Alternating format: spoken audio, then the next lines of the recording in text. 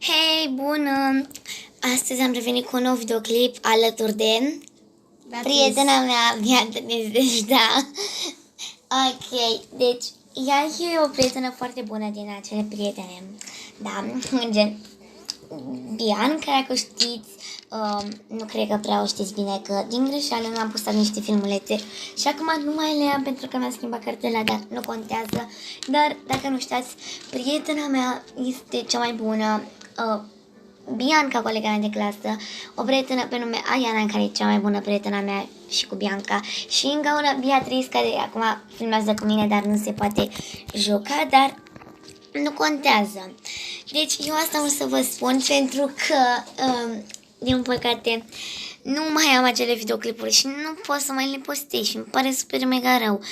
Și dacă asta vă uitați, acele două videoclipuri care nu are sonor pentru că a fost telefonul meu stricat, acolo o să vedeți pe prietena mea Bianca, dar n-a să fie sonor cumva.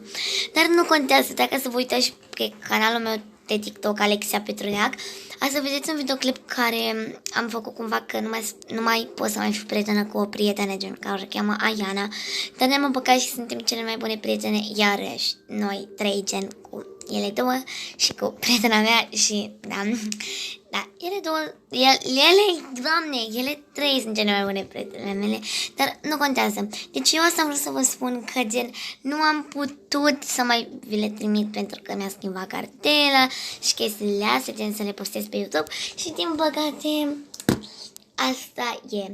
Oricum eu o să postez, să postez și de pe calculator, dar azi din păcate n-am putut, așa că da.